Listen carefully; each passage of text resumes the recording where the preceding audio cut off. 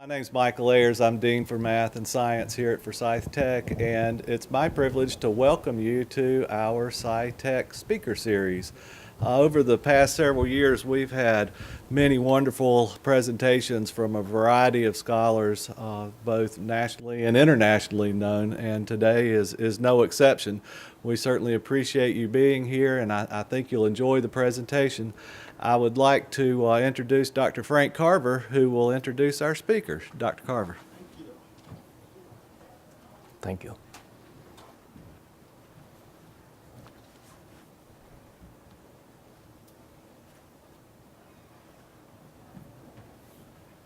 It's my distinct pleasure to introduce our guest speaker today. I'm just looking at the audience a second, Dean, to see if we have any environmental science technology students here.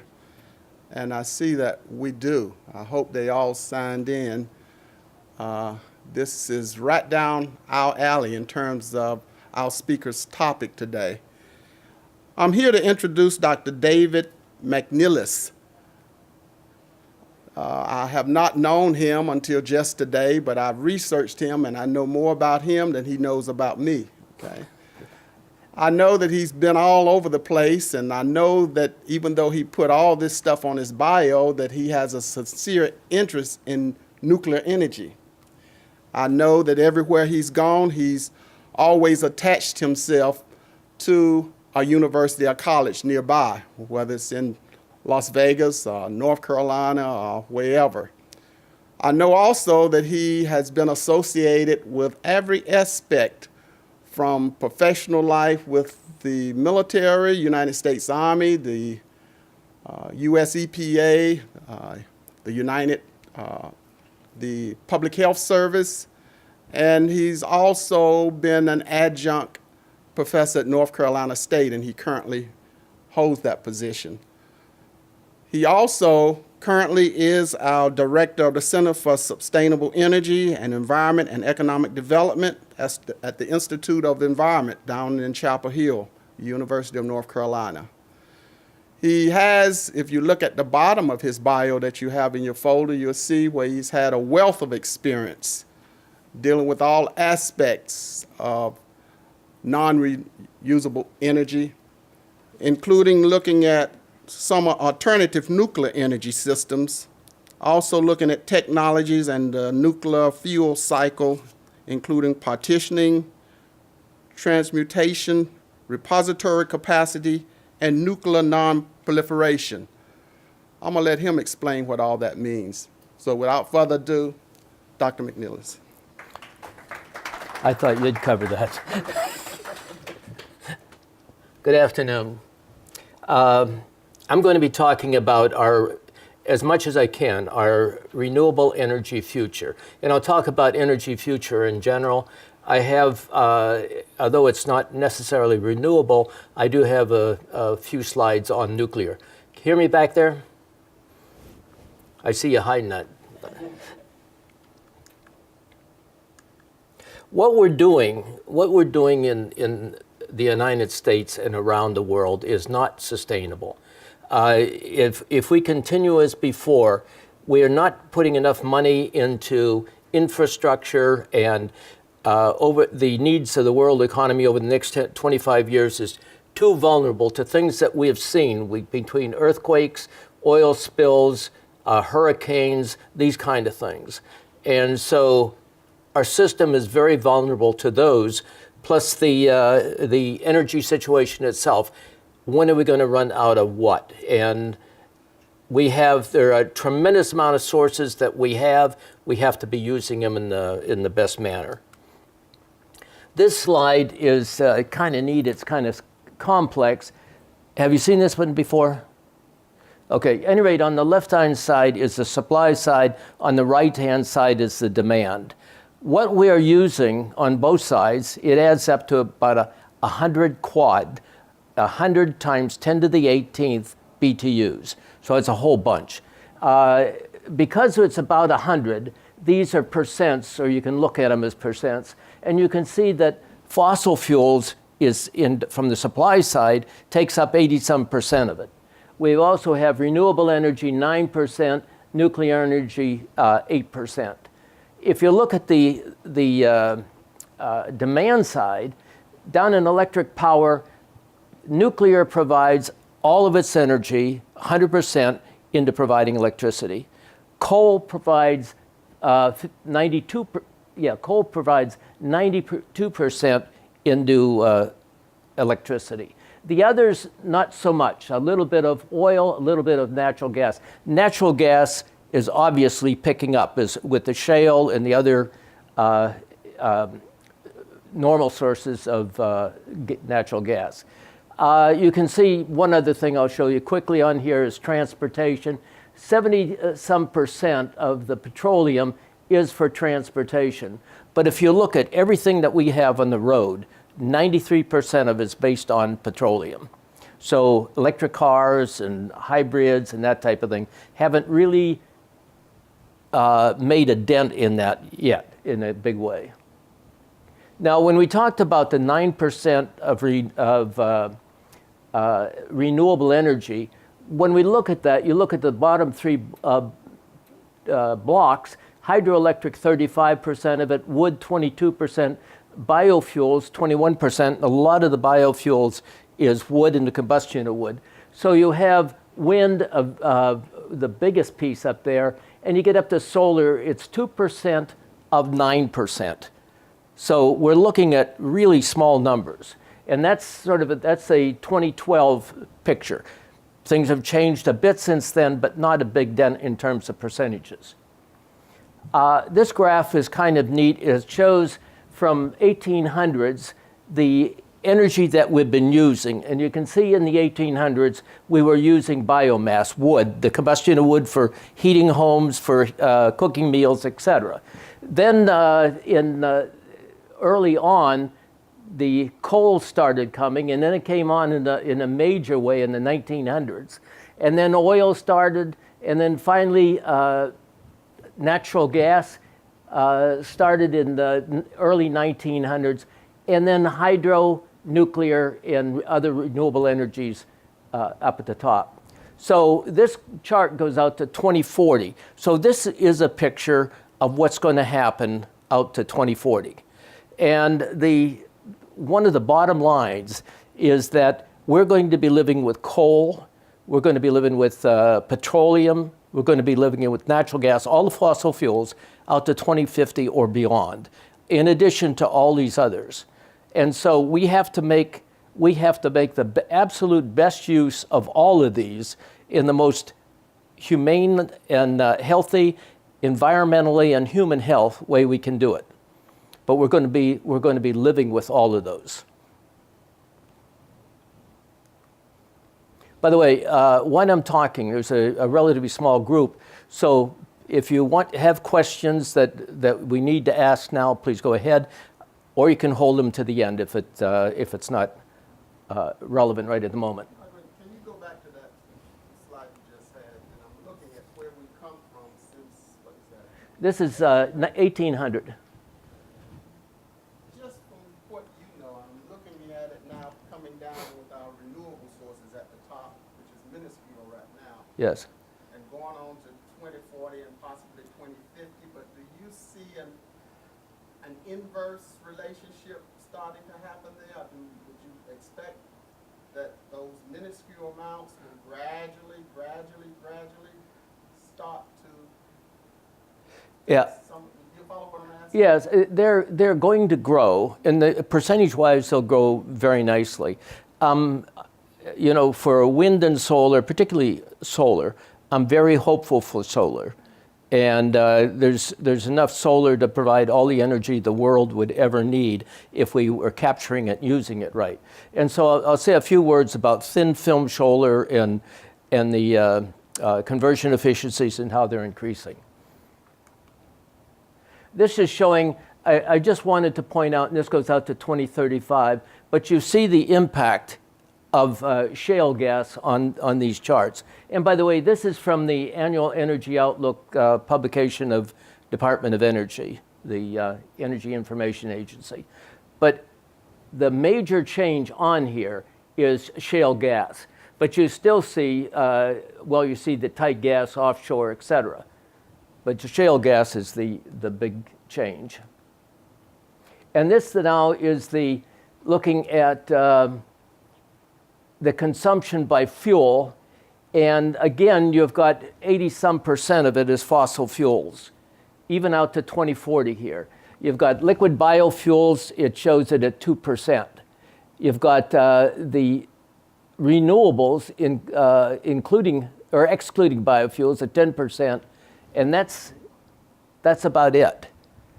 So the fossil fuels is we're very dependent on them because of prices, availability, the availability of the fuel. One of the things that I have a major gripe, if you will, about is a lot of times people ask, well, how much oil do we have, or how much of anything do we have?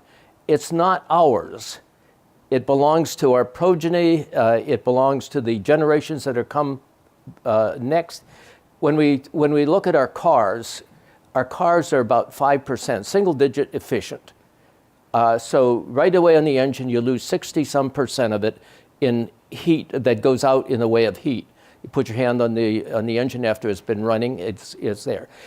Anyway, by the time you get to the wheels on the road, we're single-digit efficiency, and we're putting oil that's very valuable for pharmaceuticals and all kinds of other products. We're putting it in the cars. Same thing with the incandescent light bulb, which we're now getting rid of. But if you feel a light bulb, it's hotter than blue blazes. And 95% to 97% of the energy that goes into that from the nuclear or coal-fired power plant goes into waste heat, and you end up with about a 2% or 5% efficiency. I always find it so interesting that the body was so efficient in that same process. So our only goal is to look at how we can transfer that energy as well as our bodies to it. Just in general perspective. And I don't have a good answer for you other than the efficiency of our bodies is not all that high. We're do well with it, but the efficiency percent is not all that high. Yeah. But that's not my This shows that, in this time frame, we were hugely dependent internationally on oil and everything else. And we were importing 68% of our petroleum from around the world. And what it shows out by 2040, we're looking at a very small percentage. And we will actually be exporting. The only thing we export today is coal, and a relatively small amount of coal. But when you get out in here, we can be exporting natural gas, we can be exporting oil, and we can be exporting other materials. This is looking electricity generation by fuel, and that's coal, nuclear, renewable, natural gas, and renewables there at about 16%. So again, that's out to 2040. And the renewables here include hydroelectricity, which takes up a big chunk of it, and biofuels, et cetera. Now, if you go to a nuclear power plant or you go to a coal-fired power plant, this is what they look like. Behind those doors, you open the doors, and this is what you have. So you burn some fossil fuel here, and you have a fire, et cetera. With a kettle on top, it's actually a boiler, and the boiler heats up and produces steam. The steam blows into a fan, which is a turbine in a power plant. The turbine is on the same axle as a generator, and as it turns, you turn a magnet inside a conductive cage, a copper cage, and you produce electricity. So that's how simple, in a way, that a power plant is. Now I've got on here some nuclear. Well, where do we get, these are all thermoelectric power plants. Where do we get the heat from a nuclear power plant? When we take a large molecule, when we take a plutonium or a uranium or a thorium, et cetera, and we break it apart, we get a tremendous amount of energy, a couple 100 million electron volts of energy. and it goes on the protons and the neutrons that were in the nucleus. And these things bound into each other, and they ricochet off the walls, etc. And every time they do, they lose energy, and it slows them down, etc. And when you lose energy, the most common way that the energy is transferred is to heat. We can't create or we can't do away with energy. It's always there. But in this case, we produce heat. And so either a coal-fired power plant, which is efficiencies 35% or so, nuclear power plant, same thing, about 35% efficient. So the big benefit on a power plant, if I can use UNC as an example, they have a cogeneration power plant. The plant was built to produce steam, and it was built to provide the steam for the hospital, for the surgical units and that type of thing, and electricity is a byproduct. So between the steam and the electricity that they provide, they're at about 70% efficient. And that's the kind of a system that we should have everywhere where we have a thermoelectric power plant, is have some other industry that needs the steam.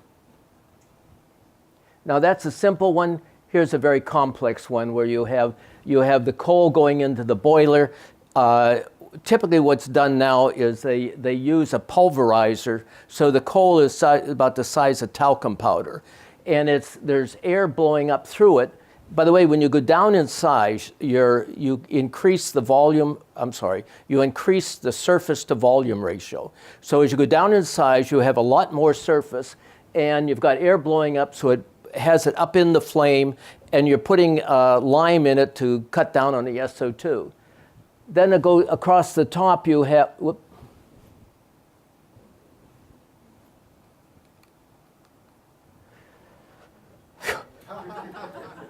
you almost had an early dinner tonight.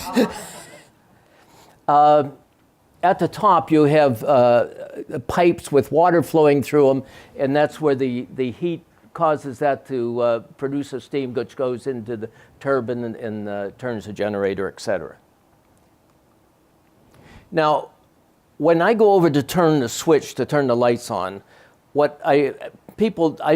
me or other people don't always appreciate is that we're using water.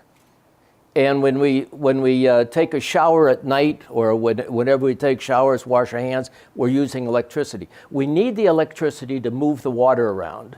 And we have our wastewater treatment plants, obviously, where we need electricity. But none of the thermoelectric power plants will work without water to cool them, because there's a tremendous amount of heat that's produced in them, and so we've got to use the water there. So that's a very important relationship that we have to remember. When we use a kilowatt of electricity in the United States, when we use a kilowatt of electricity, we're using almost a half a gallon of water. That's the relationship. A kilowatt being a 100 watt light bulb for 10 hours. That's 1 kilowatt hour. Now, if you're using hydroelectric, the ratio goes up. It gets much worse because of evaporation on the lake, etc. So we're looking at 18 versus about a half a gallon. These are areas where the water has been drawn down in the United States. And you can see that on North Carolina, you can see that the water withdrawals are in the highest category. And most of that is down on the coast, not in the western part of the state, or not even when you get to Chapel Hill. It's the Piedmont area of North Carolina. And here you see that the depletion in cubic kilometers, tremendous amount. You see North Carolina, we're in this area, 0 to 3 cubic kilometers of water drawdown. That's tremendous. You can see this is along the Mississippi. Where am I doing there? Along the Mississippi, and this is the Ogallala Aquifer that covers under about 8 different states. But a tremendous amount of drawdown. And here's some of the west in California, Nevada, and Arizona. More than 200 feet decline. And there's this one place in California where this fellow has been measuring it, and it's 27 27 feet of subsidence, where the ground has just settled 27 feet. This is Lake Mead in Nevada, Arizona on the line. It is down 128 feet. This is from the Colorado River, feeds it, and as it goes down. But it's down 128 feet. So when we look at all of the options that we have for energy, and we've talked about fossil fuels and we've talked about some of the others, but the conventional, the fossil fuels, carbon capture and sequestration, if we capture the carbon dioxide out of a power plant and we compress it and store it, we use about a third of the energy that power plant's producing. So what you've just done, if you're doing that, if you're compressing it to move it, et cetera, you've just run up the cost of your power plant by about a third. So it's a major deal. Nuclear, including small modular reactors, fast breeder reactors, and fusion. Renewables, both in the whole spectrum of renewables, and then conservation and efficiency. And this one is the low-hanging fruit. If we all behaved and we did everything in the most efficient and conservative fashion, maintaining our lifestyles, et cetera, but really practiced those, we would save about 20% of the energy that we use in the United States, a tremendous amount. Now, these two words, sometimes they're interchanged or been used together, but conservation is any behavior that results in the use of less energy for the same process. And energy efficiency is the use of the technology that requires less energy to perform the same task. So that's what I referred to as the low-hanging fruit. And there's all kinds of things you can do. Some have mixed that. But one example is the CAFE standards that we have in the United States. We were getting in the 70s, early 70s, in the 60s, we were getting maybe 14 miles per gallon in a vehicle. And then finally EPA was created in 70, and they got some action out of Congress, and Congress said, well, we want 29 miles on light duty vehicles. And so that's where we were up until now. But all of us, nothing happened for years and years and years, and then finally Congress again was pushed to act, and they're now getting up into the about 45 to 50 miles per gallon by about 2016, in about 15 years. So it's going to ramp up to where we're going to have huge differences in mileage. So these are the renewable sources we talk about, and I have on the bottom storage, because storage is critical. When we talk everything from a car, how do we store energy? And we've got battery packs that cost a lot of money. When we talk about almost anything else we do, if you have solar or if you have wind, the wind quits or the sun doesn't shine, you've got to store the energy. When we talk about a thermal electric power plant, when we're not using that electricity, nothing happens to it. So all of that electricity, if we had huge storage devices, so a nuclear plant which is running at 100% 24/7, they could store that energy. You don't, with a nuclear power plant, you don't run it up and down. You don't change the energy output. In a coal-fired power plant, you can bank it somewhat. This is about, when I'm going to use a large power plant, and I'll say it's about 1,000 megawatts. 1,000, if you talk about the Harris nuclear plant, that's 900 and some megawatts. So this Hoover or Boulder Dam is about 1.5 of those. It's a 1,500 megawatts of energy. This is the Nevada side, and this is the Arizona side. And the road goes right across the top of it. Now, I don't expect in the United States that we're going to see any large hydroelectric power plants in your lifetimes, any new ones. There's too much concern with the ecosystem and what we're doing to it. We're concerned with what happens upstream and downstream. Although they've served a fantastic purpose in moderating or modulating the river systems and in providing great recreation areas for swimming and fishing, et cetera, behind them. But this is one where micro hydropower we can expect. And wherever you have a sufficient drop, it's called the hydraulic head. It's a difference in elevation of the water at the upper point and the water at the lower point. Wherever you have enough of a fall, you can take a portion of the stream off, run it through a turbine, and put it back in the river, and you really haven't done any damage to anything. So I would expect that we would have more of them. Wind, we have some of the best coastal winds in the United States, absolutely. We are, part of this area is bird flight zones, part of it has military operations, et cetera, they can't use. But even with those, you still have many, many, many square miles of area that we could have wind towers. We also have good wind up in the mountains, but we also have the ridge laws. And in the mountains to the west where the wind is good, there can't be anything that sticks up because of a condo system that was put out there. In most of the area where we live, the wind is very moderate and not really conducive to doing much with wind, except on the coast.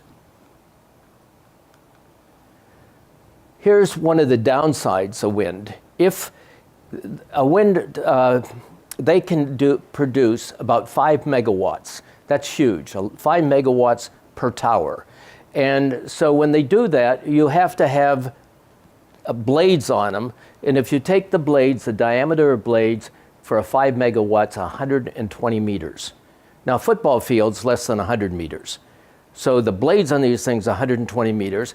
And in order, when the wind's coming at me and I'm taking the energy out of it, behind me is a lot less energy because I've already taken it out. So you have to move back for the next tower. So you end up having a grid of about 5 diameters, 5 times 120, or 600 meters between these 5 megawatt poles. And so if I were to want to produce, if I want to replicate the 1,000 megawatt power plant, I would need 200 of these, and I would have 16, 17 square miles of land taken up to do that. So that's one of the issues with wind. Another problem with them is wherever the good wind is are places that the high property values. And so people get very concerned with what's this going to do to my property value. In Nantucket, that became a big issue. Everybody's in favor using wind, et cetera, but not in my backyard. So we have a major issue with that. So these are areas around where wind is good, but you have problems with it. Now, obviously, we can't put a mast with 120 meter blades on it in our backyard. That's not going to work. But they are working with wind turbines that are sort of have architectural design to them. And this is one example where you can have on your ridge line small turbines, which then provide air conditioning and cooling throughout the house, or you have a generator in the base of them and you actually produce electricity from them. Now, having said that, I have not seen any of these actually in operation to see what how well they work and how efficient they are. Now, switching to solar. The solar you see in North Carolina here, we're relatively low in terms of the solar intensity. It's much higher out here in the Southwest. But anywhere in the world, you do have some solar. And even when the sky is gray and there's no sun at all showing, you still are collecting solar radiation, photons of energy.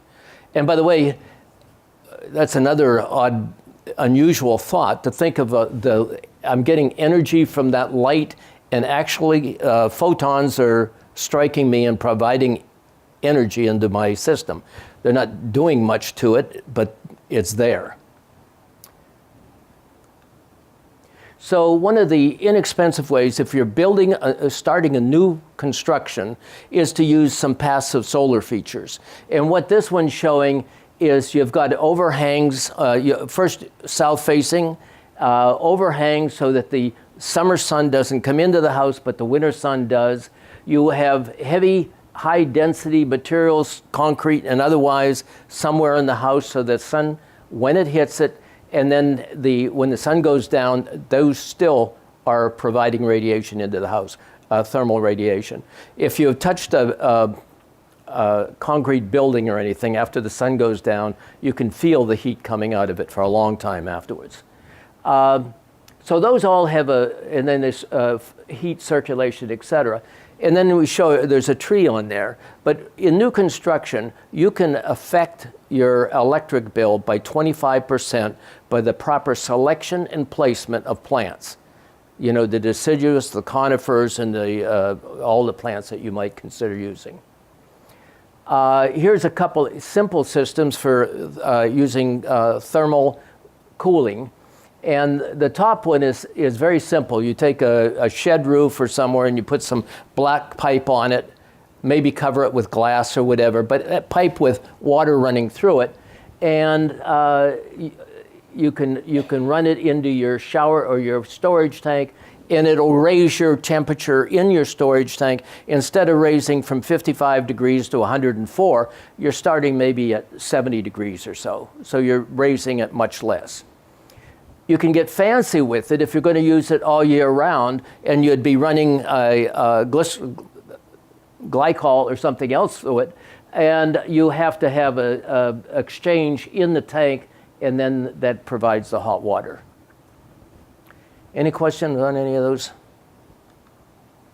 Here's an inexpensive one where it's the same as putting something on the roof. There's black pipe or some kind of pipe underneath that plastic. It heats up, the water is pumped through it. There's a pump over here. The water is pumped through it and dumped into the pool, and then it's collected out of the pool and put back through there. What that does for these folks is it allows them to have use of their pool without using electricity or anything else other than for the pump. That gets them 2 or 3 months in the spring and 2 or 3 months in the fall that they can be using their pools. Now here's, when we think of solar, we think of providing a small amount of electricity, et cetera, but there are solar power plants, and I'll show you a couple of them. This is a power tower.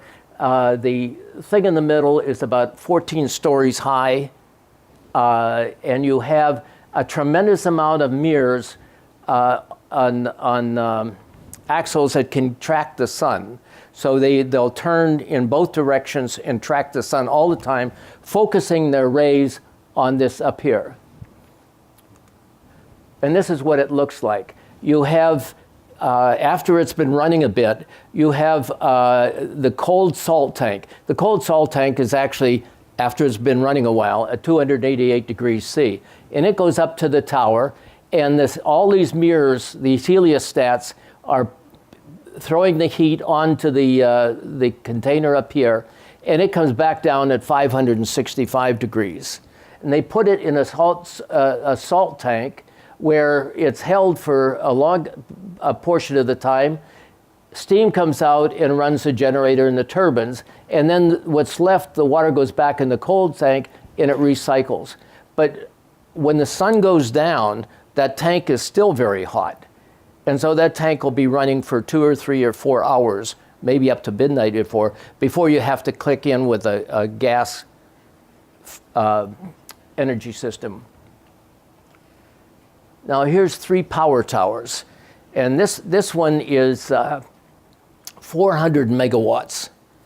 And it takes up, in order, again, if I 400 megawatts, and if I want to go up to 1,000, it'd be 2.5 times that area. And if that would be, again, about 20 square miles of area that would be taken up by that.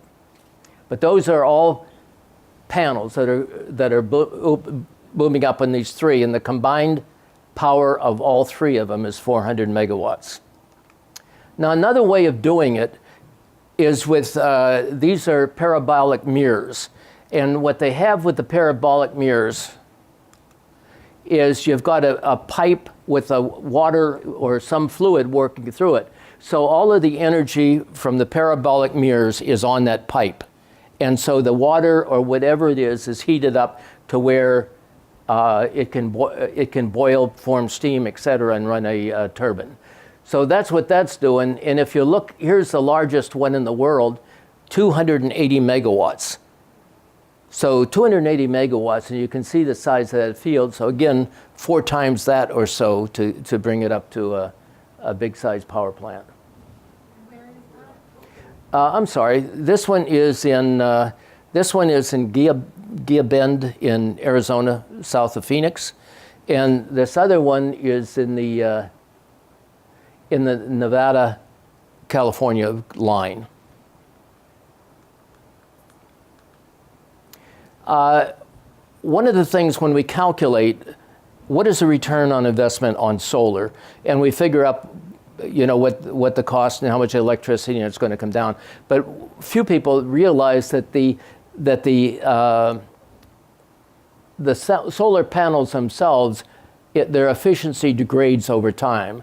So here's 25 years, which is the expected lifetime, or the lifetime that they'll guarantee when you buy them, et cetera. But it goes down, the efficiency goes down from about 95% or so into 80-85%. So that's another cost. And these are different companies that have provided the data for that graphic. Now there's going to be a quiz on this one.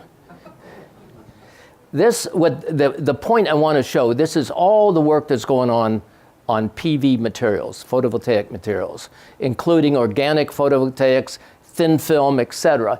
And the message here is from 75 up to 2015, everything's going in an upward motion. So what that's saying is the conversion efficiencies, and that's what this is on the axis there, is we're looking at conversion efficiencies. They're all improving. And this is some thin film that look at the change in that in a very short period of time. So I'm very hopeful for solar, and it's done the prices have come down on solar as the efficiencies have gone up. So it's getting better and better. And this is looking at the cost. This is a Chinese slide, but it's looking at the costs and how they've changed over the years. And this is the fourth quarter of 2011 and the fourth quarter of 2017. Well, obviously a projection. And it's looking at the silicon and the non-silicon cost. The thin film solar is they take a substrate of film and they can use automated techniques like lithographic techniques and roll it out from reel to reel and make thin film solar films. You can bend them to any shape, you can cut them to any shape. And where I see this going, my projection on this, is that these will be used and is integrated into building materials, so your entire structure, the exterior of your structure can be a solar collector. The next step beyond that, and this is going out there a little bit, but I would see it painted on.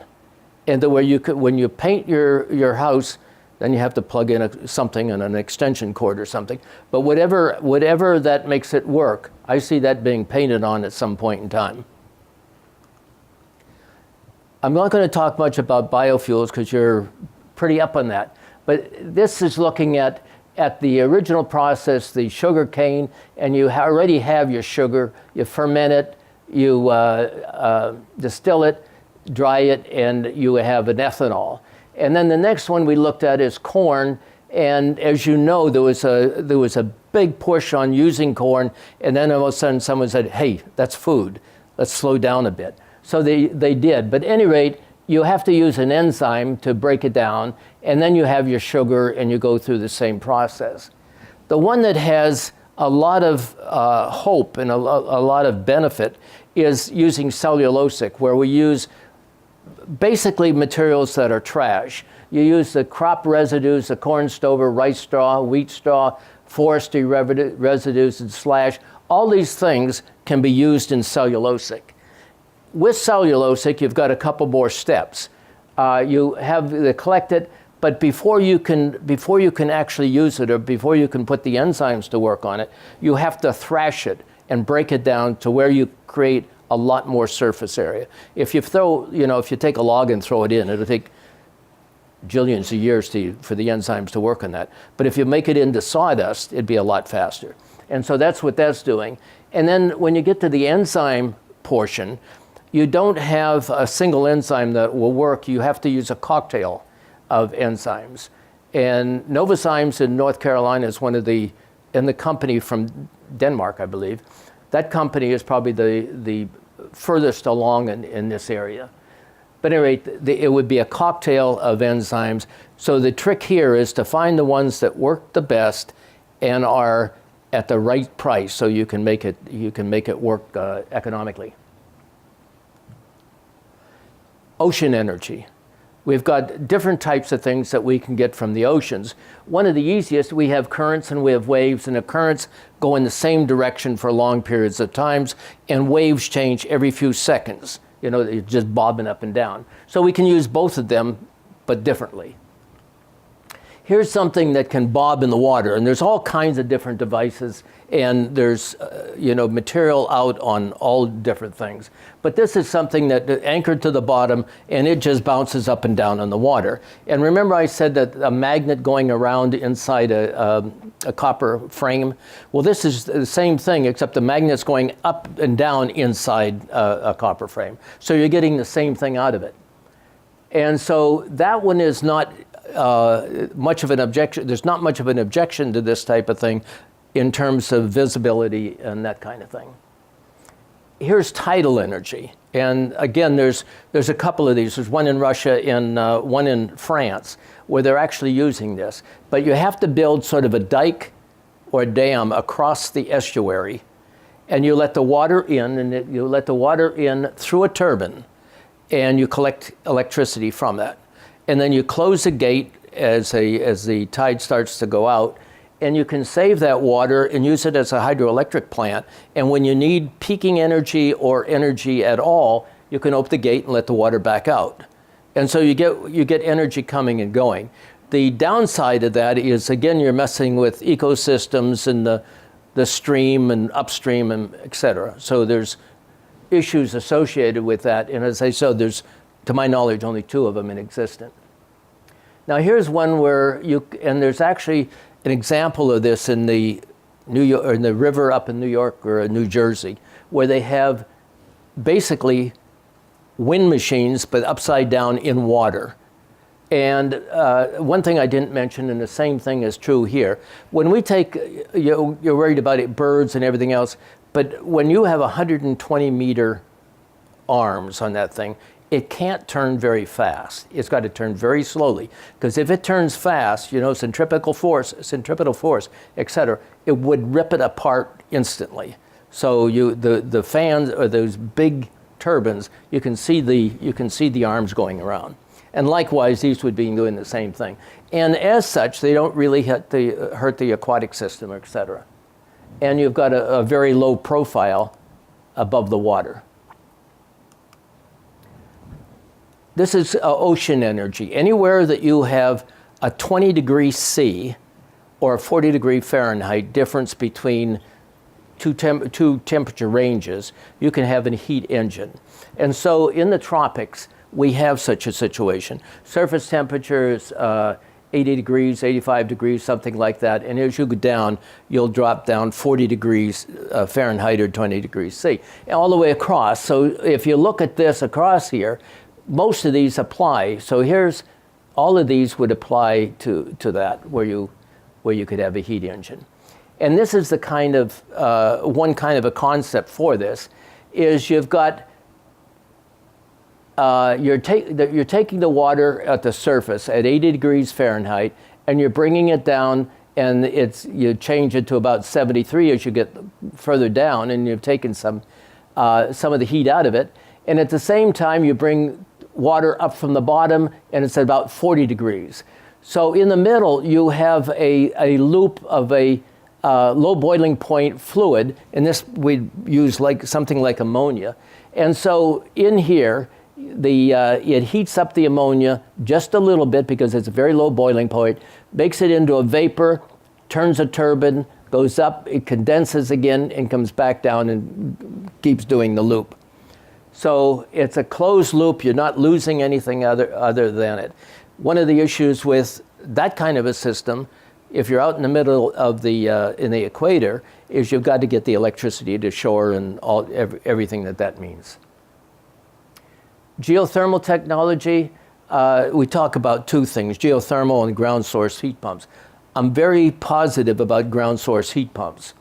The Ring of Fire is this area of the Pacific. All the way around the Pacific is where you have a lot of seismic activity and a lot of geothermal sources. And in North America, you can see all down the west coast of the United States. You can get heat out of, you can get steam out of the ground that occurs naturally at Yosemite, not Yosemite,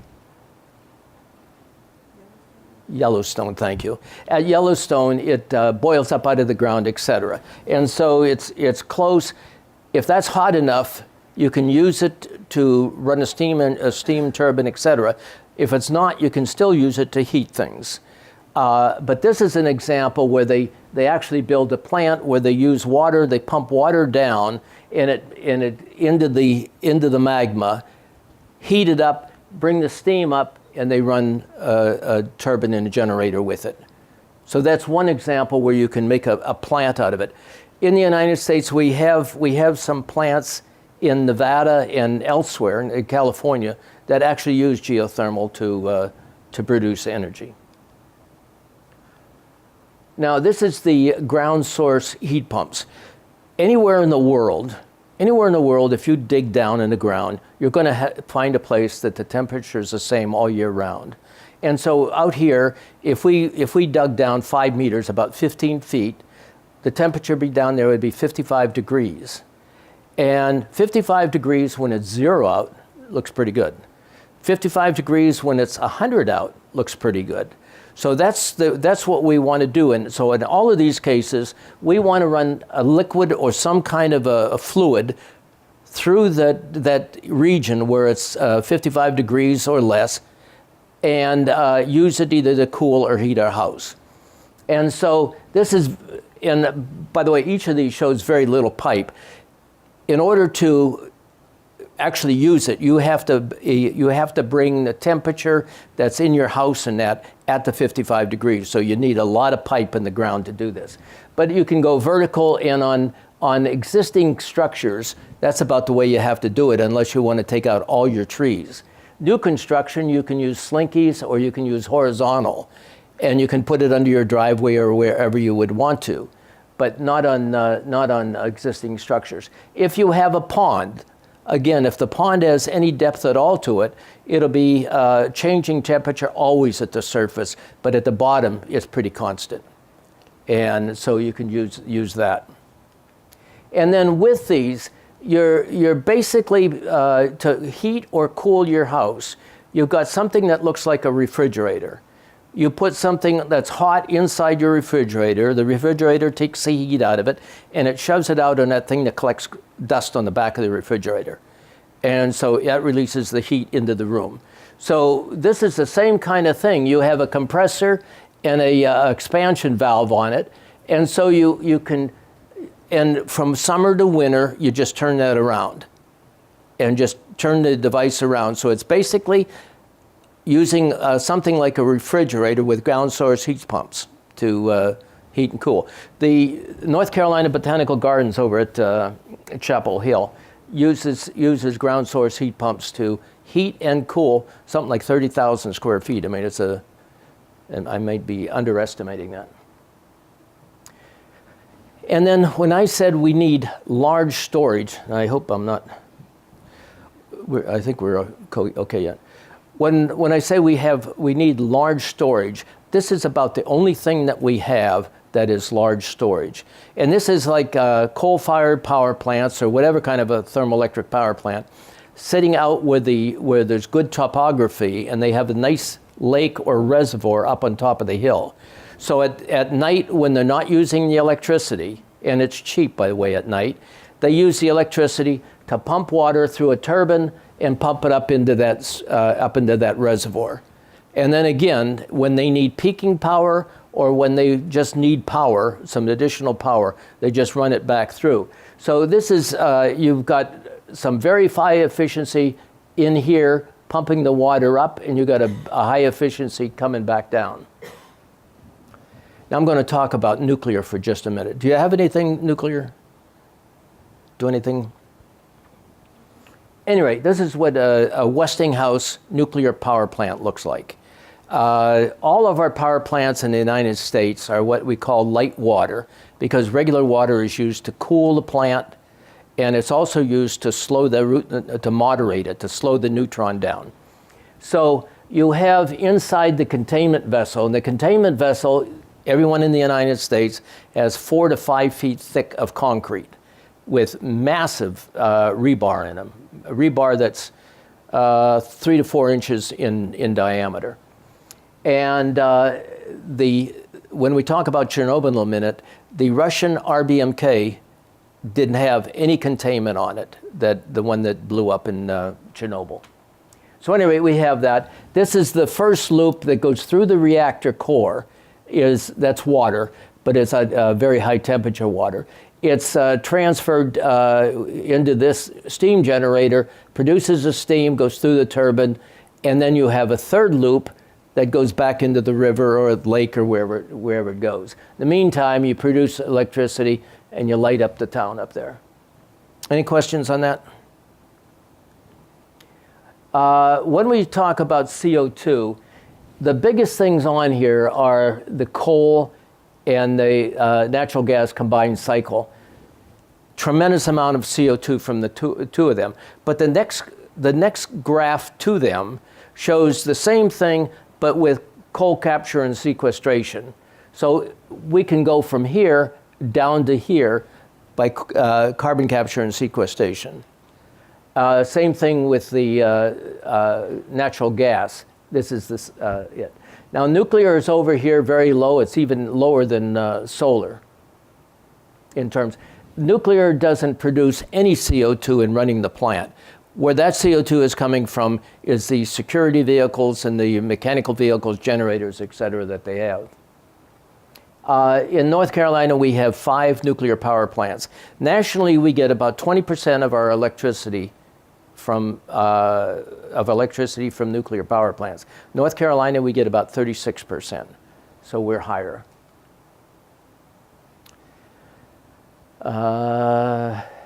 Have you had anything, have you had some chemistry, little chemistry?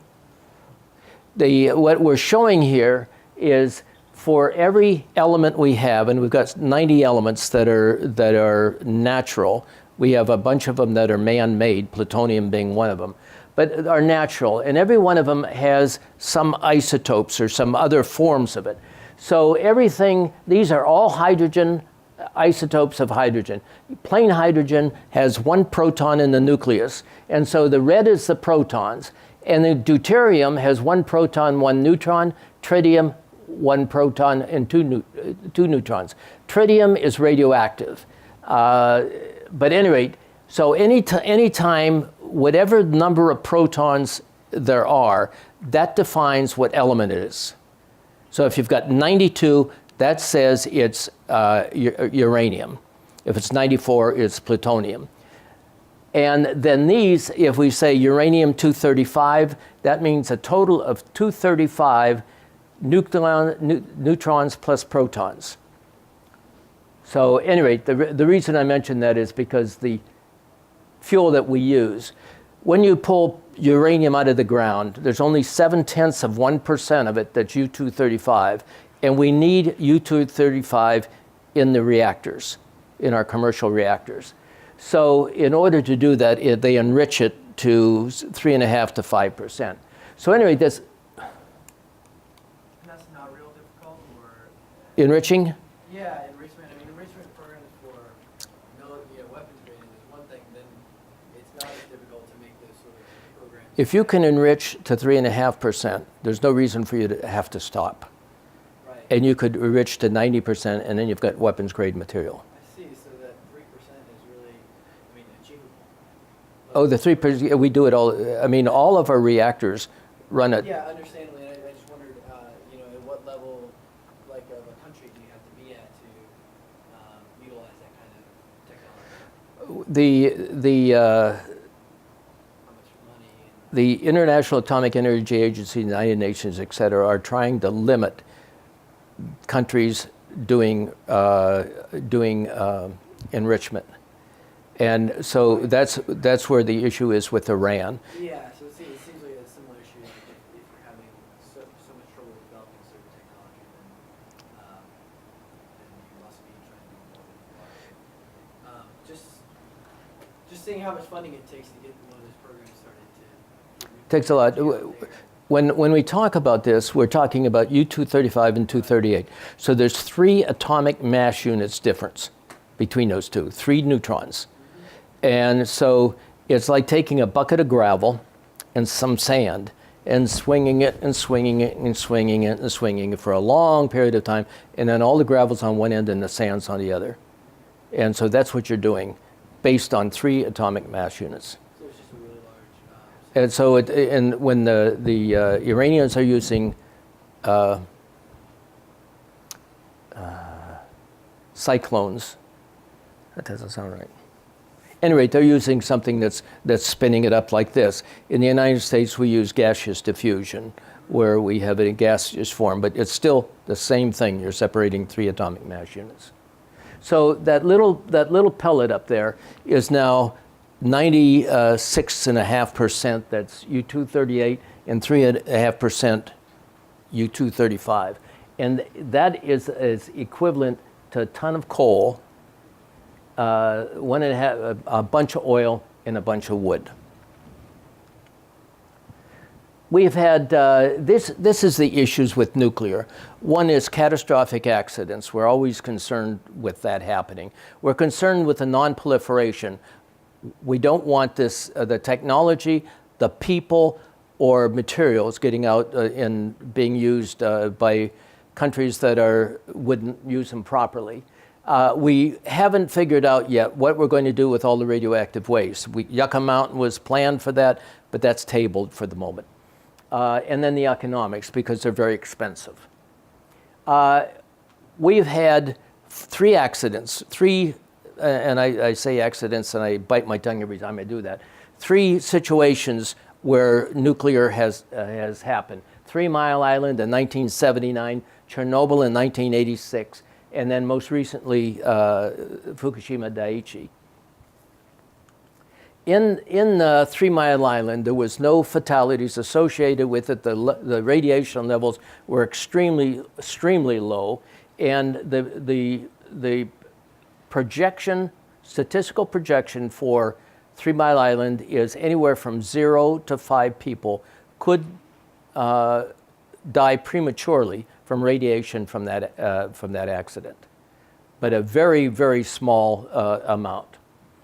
This is the Chernobyl is up in this area right below Belarus and right next to Russia. Belarus is the one that basically suffered a good bit from this, along with the people in the Chernobyl.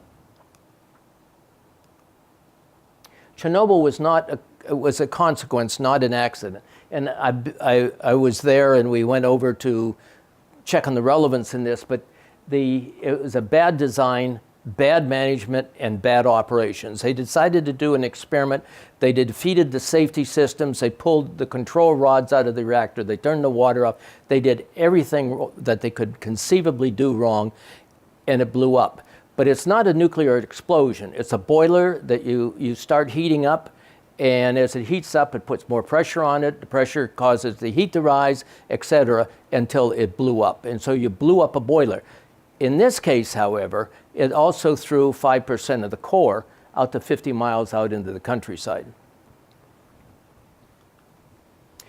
they didn't know quite what to do, so they used between 600 and 800,000, mostly military people, to go in and try to fix it and build a house over this reactor. And so these people would work for an instant, run in, put a block in place, and get out and come back in a month. And that's why they needed that many. So this is the town that was built to support the reactors. You can see the reactors up here in the top. But there was 52,000 people living here. And now it's a wasteland. I mean, there's nobody living there. It's just absolutely a wasteland. And some of these pictures, this is a picture I took there. This is the sarcophagus, the block building over it. And it's just an interesting and a very, very sad situation. I'm going to, because of time, I'm going to move on pretty quick. But there are three kinds of radiation we usually talk about: alpha, beta, and gamma. Gamma and X-ray are about the same thing. That's a photon of energy. Alpha and beta are both particles. And I'll say a couple words about fusion. If we look at the atomic mass numbers across the bottom here, and over here you would have hydrogen and helium, etc., and down here you have uranium and plutonium and thorium and neptunium, etc. So over here, when we break them apart, we get 200 million electron volts and a couple of 2.5 neutrons, etc. And that's where that's a lot of energy, excess energy per nucleon. So that's where we can use fission on everything.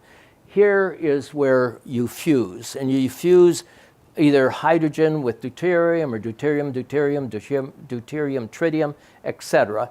And you fuse them together and you get smaller amounts of energy, but you have a system that will produce a huge amount of electricity over time. That's probably still 25 years off. It's been 25 years off for the past 25 years, but a view to 2040. Oil and gas and coal will continue to be the most widely used fuels and have the scale to meet global demand, making up to 80% of the total energy consumption in 2040. That's huge. Natural gas will grow fast enough to overtake coal for the number 2 position behind oil. And so here's the list of options that we have, and I've starred some of it. I've starred efficiency and conservation. I've starred thin film solar, and I've starred fusion. Those are the ones that I think are going to be big. I hope fusion works, and I hope we have it soon. And there is no hazardous waste associated with it. Like spent fuel, you've got a lot of material to treat and deal with.